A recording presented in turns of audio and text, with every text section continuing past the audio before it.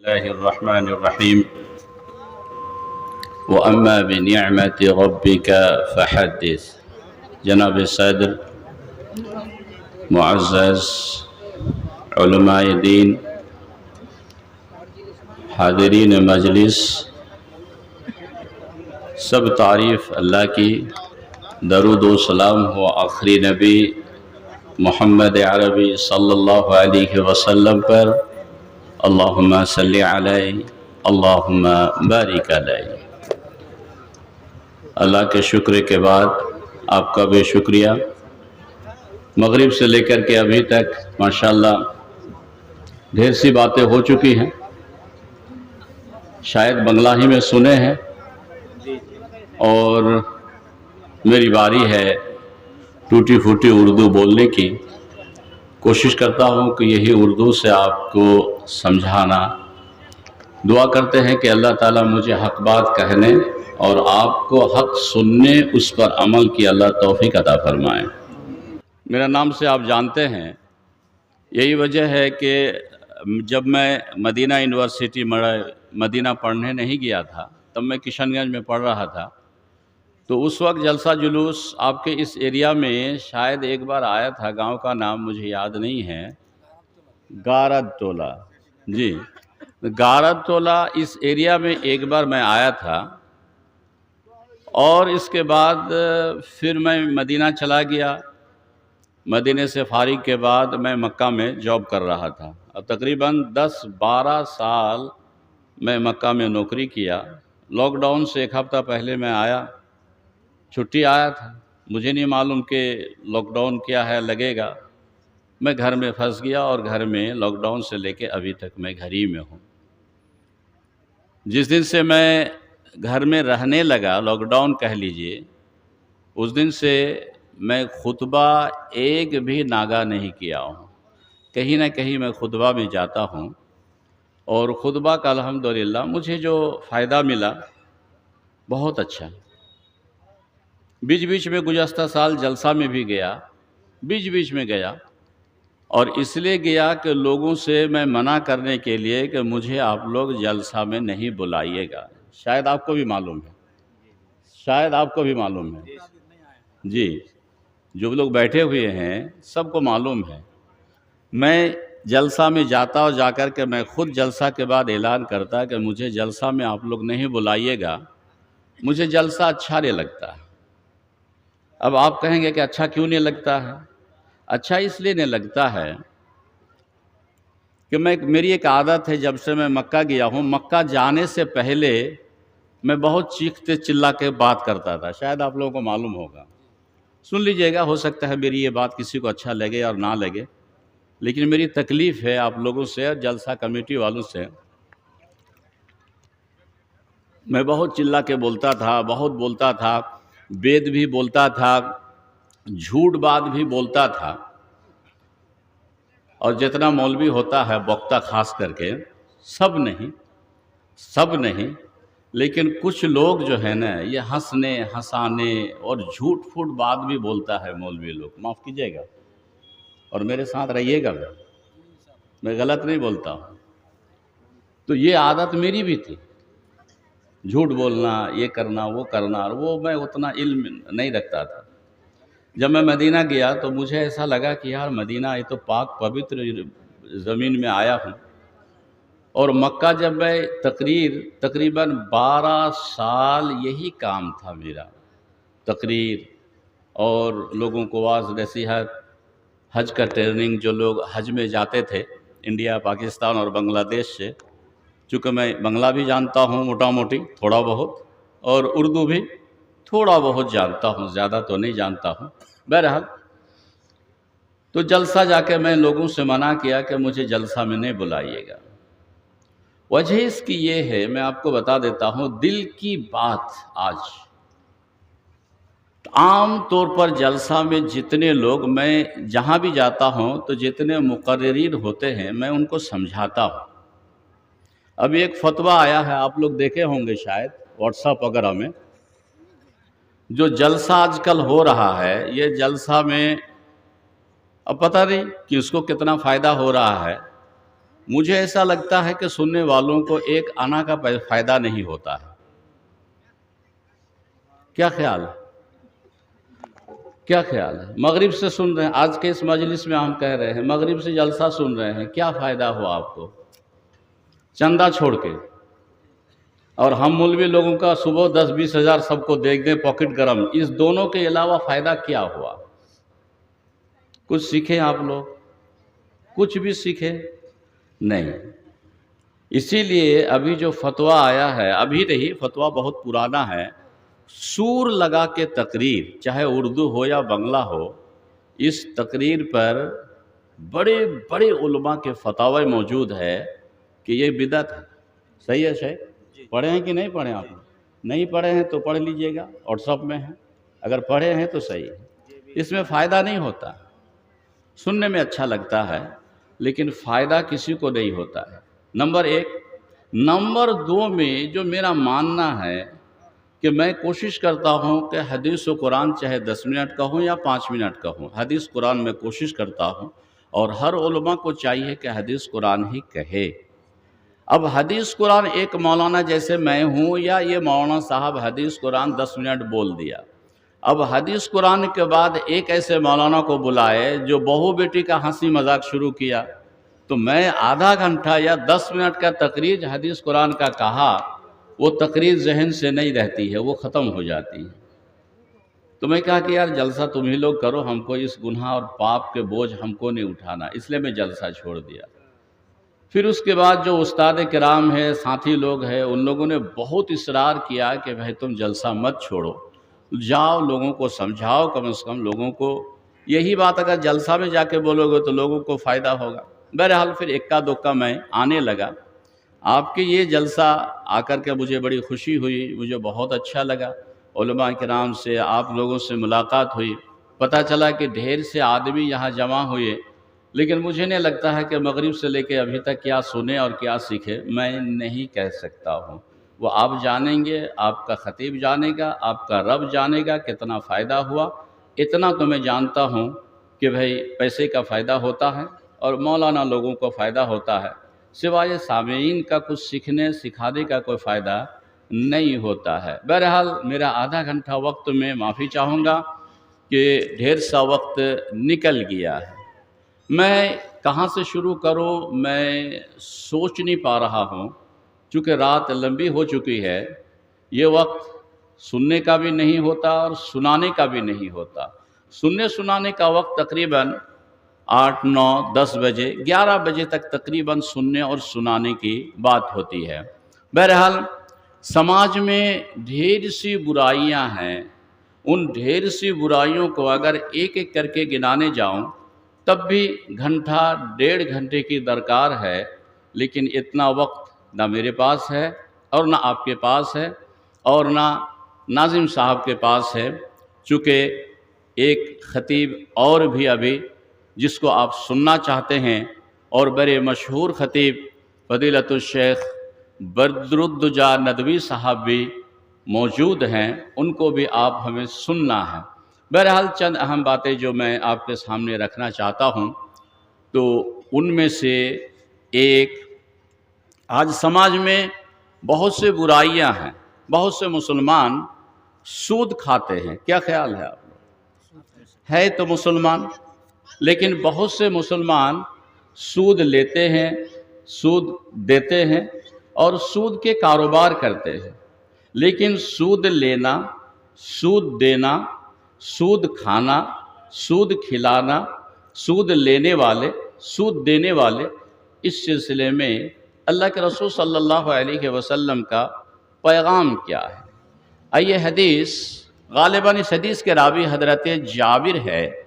اللہ کے رسول صلی اللہ علیہ وسلم نے لعنت فرمائی، لعن رسول اللہ صلی اللہ علیہ وسلم آکل الربا وموکلہ وکاتبہ وشاہدیہ وقال ہم سوا. اب اس حدیث کا ترجمہ کیا ہوا؟ اللہ کے رسول صلی اللہ علیہ وسلم نے فرمایا سود لینے والے، سود دینے والے، اصل میں یہاں جو حدیث ہے کھانے والے، کھلانے والے، ٹھیک ہے. تو سود کھانے والے، سود کھلانے والے یعنی لینے والے اور دینے والے، اور سود جب لین دین ہوتا ہے تو اس میں دو گواہ ہوتے ہیں، دو گواہ اور لکھنے والا ایک آدمی ہوتا ہے۔ کل ملا کے کتنے ہوئے؟ سود لینے والا، سود دینے والا، سود لکھنے والا اور سود کے دو گواہ، ان چار آدمی پر اللہ کے رسول صلی اللہ علیہ وسلم نے لعنت فرمائی ہے۔ وقالہم سوا، لینے والے، دینے والے، لکھنے والے اور گواہ، یہ چاروں کا گناہ ایک برابر کا گناہ ہے۔ ایک حدیث۔ اب آئیے کہ گناہ کیا ہے؟ گناہ کے سلسلے میں اللہ کے رسول صلی اللہ علیہ وسلم کی عبداللہ بن مسعود رضی اللہ تعالی عنہ حدیث کے راوی ہیں۔ اللہ کے رسول صلی اللہ علیہ وسلم نے فرمایا کہ جو لوگ سود لیتے ہیں یا سود دیتے ہیں یا سود کے کاروبار کرتے ہیں، اس کے بارے میں اللہ کے رسول صلی اللہ علیہ وسلم نے فرمایا کہ سود کا سب سے ہلکا گناہ، سنے ہیں آپ لوگ کبھی؟ آپ لوگ بولیے تو بائیں طرف سے، سود کا ہلکا گناہ کیا ہے؟ نہیں معلوم؟ آگے آپ لوگ، سود کا ہلکا گناہ تو آپ سنے ہیں ادھر سے، سود کا ہلکا گناہ، ہلکا گناہ سود کا اپنے ماں سے زنا کرنا۔ دیکھیں یہاں عالم بھی کہہ رہے ہیں، آپ لوگ نہیں جانتے ہیں، سن لیجئے، اب حدیث سنیے۔ اللہ کے رسول صلی اللہ علیہ وسلم نے فرمایا الربا ثلاثۃ وسبعون حوبا او بابا، کہہ رہے ہیں کہ سود کے 73 دروازے ہیں، 73 میں ایسرھا ان ینکح الرجل امہ، کہ سب سے ہلکا گناہ یہ ہے کہ آدمی اپنی ماں، پرائے کے ماں نہیں ہے بلکہ اپنی ماں سے نکاح کر کے زنا کرے، یہ سود کا ہلکا گناہ ہے۔ صحیح ہے صحیح؟ اب اتنے علماء کرام کی موجودگی میں یہ اللہ کے رسول کا پیغام سنا رہا ہوں، سود کا سب سے ہلکا گناہ کیا ہے؟ ابھی تو یاد کیجئے آپ لوگ، سود کا ہلکا گناہ کیا ہے؟ ارے نہیں بول رہے ہیں آپ لوگ، سود کا ہلکا گناہ کیا ہے؟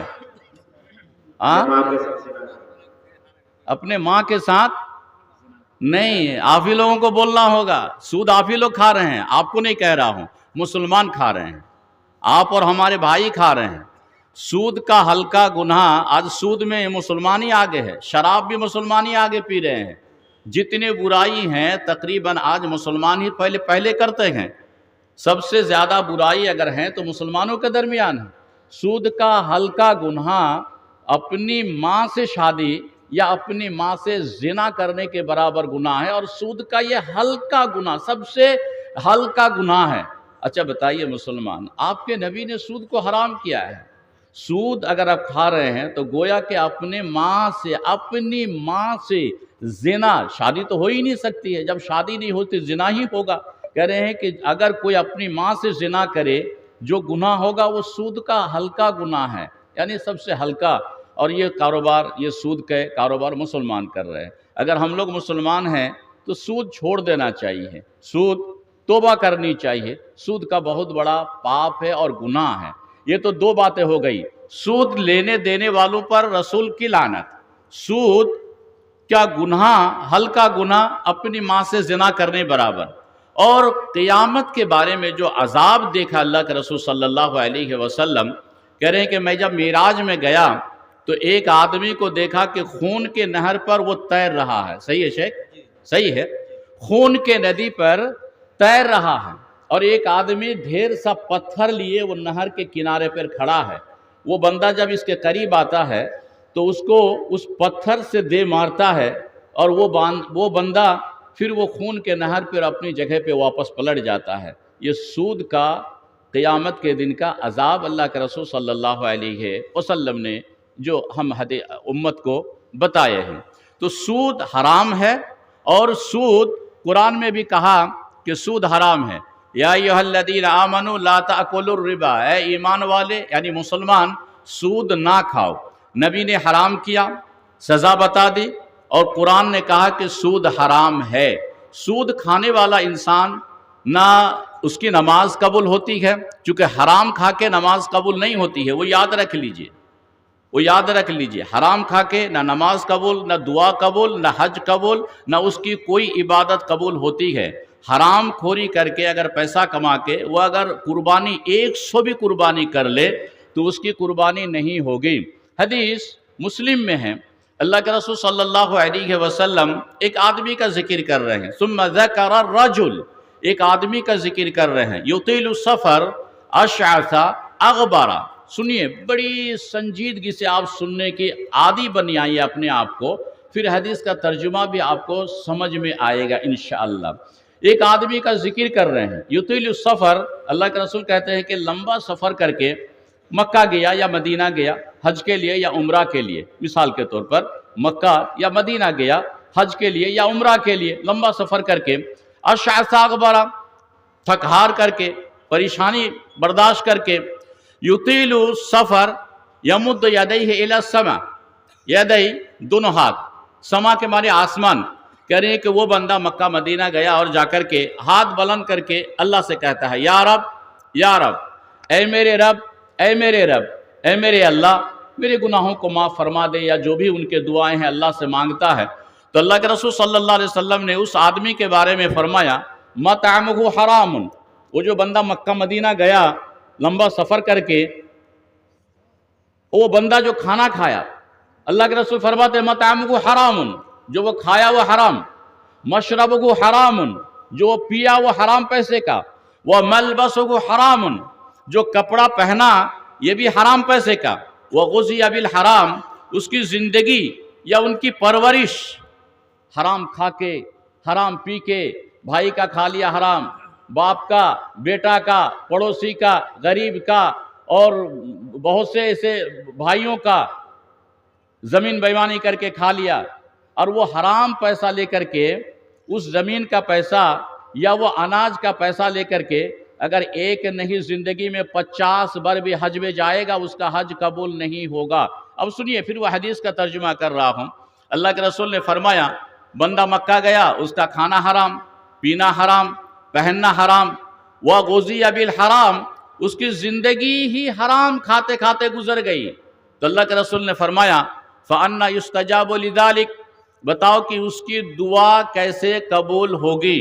تو حرام غذا جب تک آپ کے پیٹ میں ہیں، آپ مسجد نہ جائیں، عبادت آپ کی قبول نہیں ہوگی، کوئی بھی دعا قبول نہیں ہوگی۔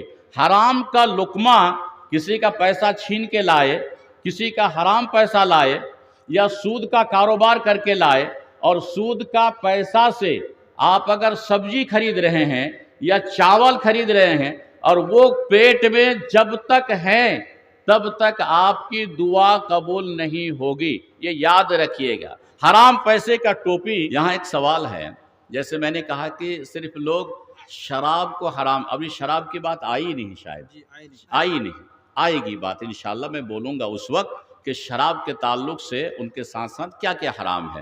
بہرحال میں کہہ رہا تھا کہ حرام پی کے، حرام پہن کے، حرام پیسے کا ٹوپی، حرام پیسے کا موجہ، حرام پیسے کی گنجی، حرام پیسے کی چڈی، حرام پیسے کے جوتا، یہ سب پہن کر کے آپ چاہیں گے کہ میں اللہ کی عبادت کروں یا دعا قبول ہو، جب تک حرام پیسے اور حرام پیسے کا لباس، چڈی، گنجی، بنیان، موزہ یا غذا پیٹ کے اندر ہو، تب تک کوئی عبادت یا دعا قبول نہیں ہوتی ہے۔ یہ اللہ کے رسول کا پیغام، حدیث موجود ہے، میں نے ترجمہ آپ کے سامنے کر دیا، اور علماء اس کی تائید کریں گے صحیح ہے یا غلط ہے۔ صحیح ہے جی، حرام کھا پی کر کے دعا قبول نہیں ہوتی ہے۔ تو دو باتیں آج کی ہو گئی۔ نمبر 3 حدیث شراب کے تعلق سے۔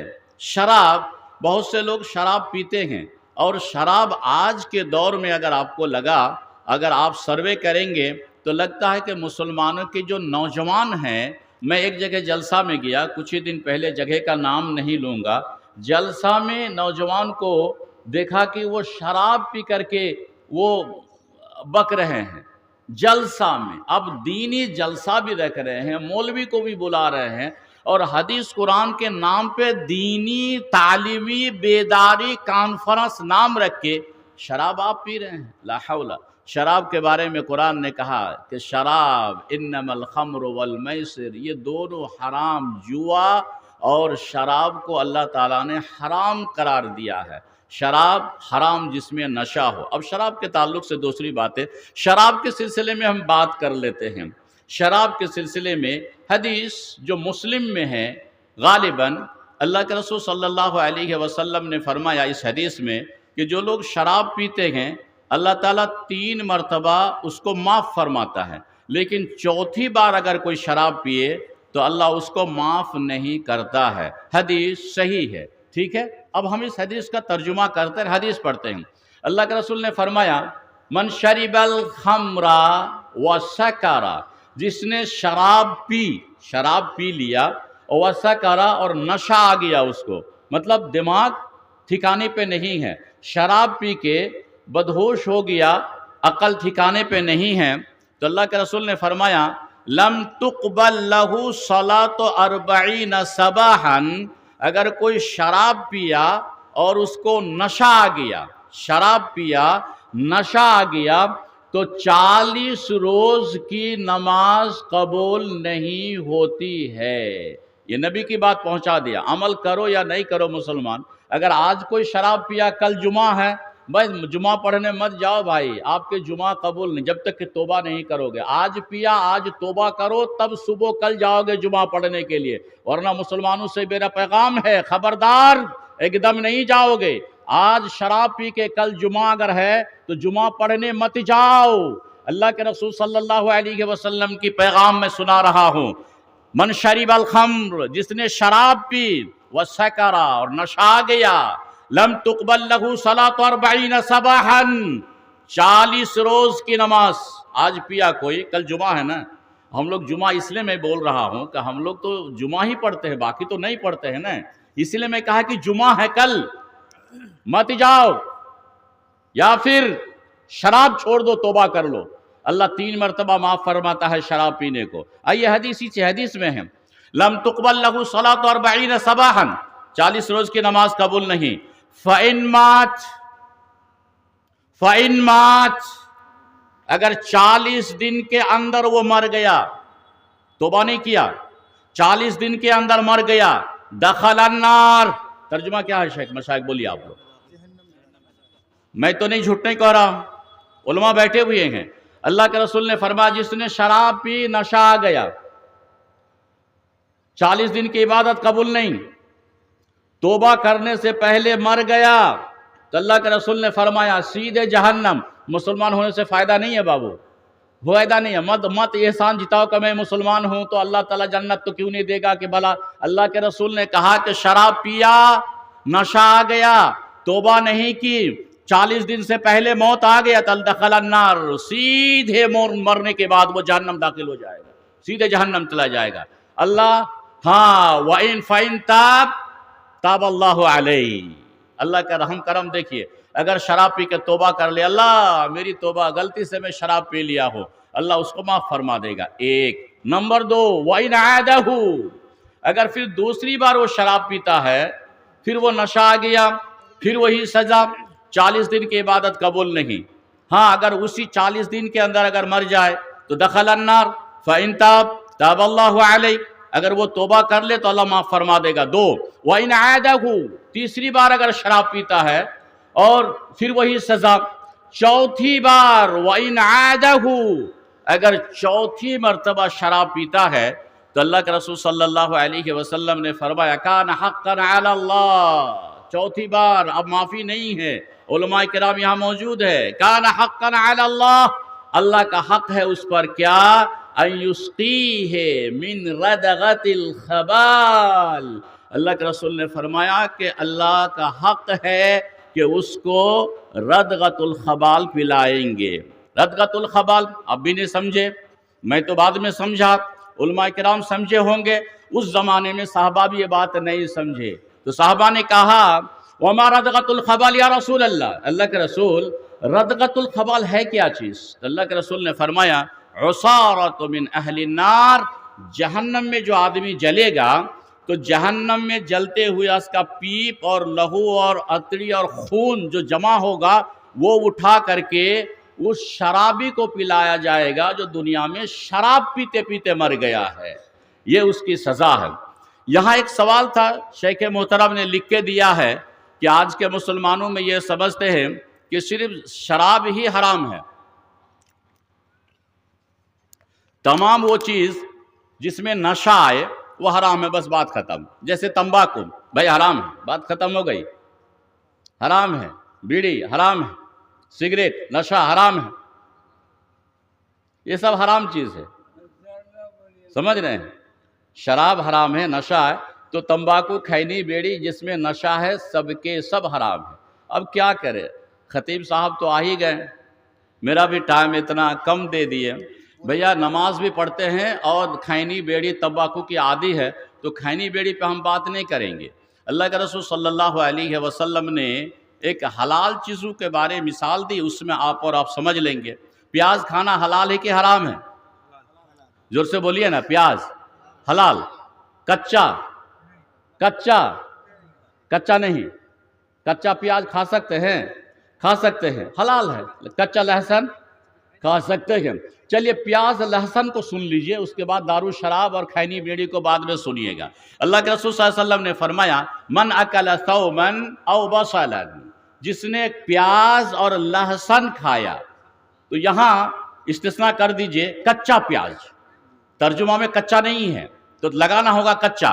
جس نے کچا پیاز یا لہسن کھایا تو اللہ کے رسول صلی اللہ علیہ وسلم نے فرمایا فَلْيَعْتَزِلْنَا، جو کچا پیاز اور لہسن کھائے تو نبی کہہ رہے ہیں وہ ہم سے دور رہے۔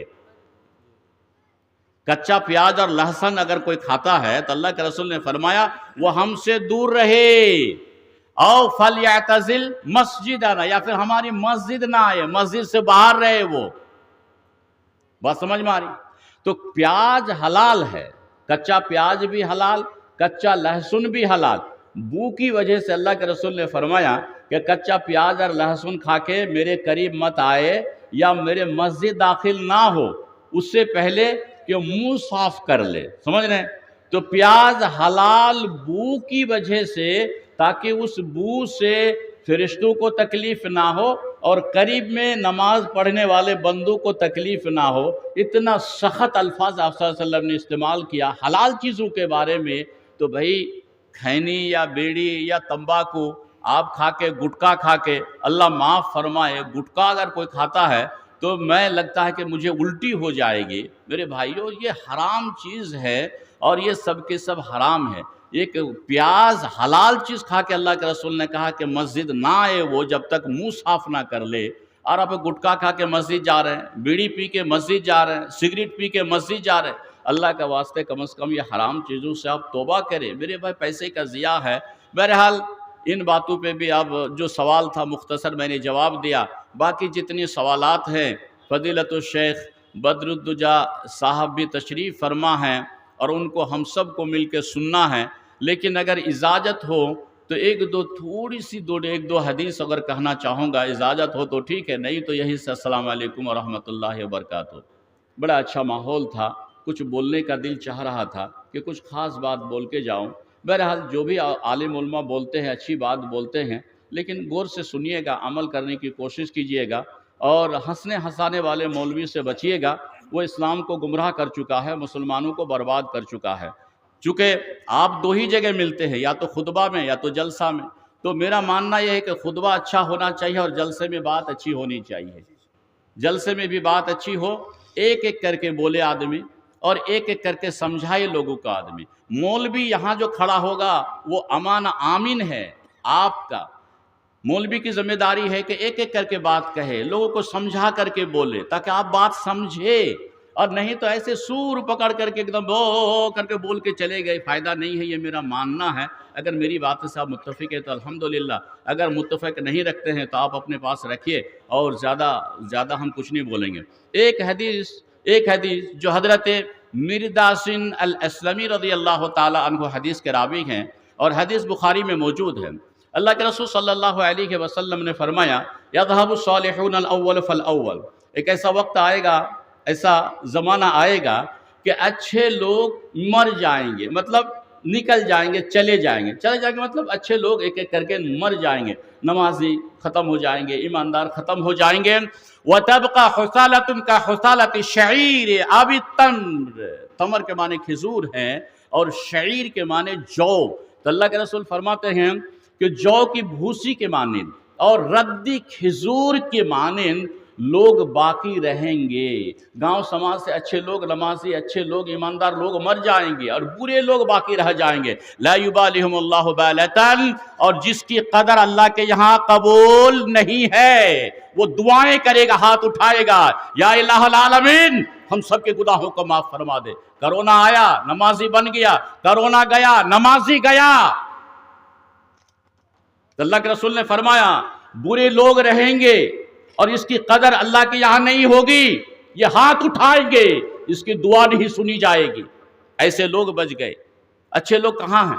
اللہ کے رسول صلی اللہ علیہ وسلم کی بڑی پیاری حدیث ہے کہ اگر کسی جنازے میں 40 موحد جو شرک بدعت نہیں کرتے ہیں، اچھے لوگ ہیں، نمازی لوگ ہیں، ایماندار لوگ ہیں، گناہ سے بچنے والے لوگ ہیں، ایسے اگر 40 آدمی کسی کا جنازہ پڑھ لے تو اللہ اس کو معاف فرما دے گا۔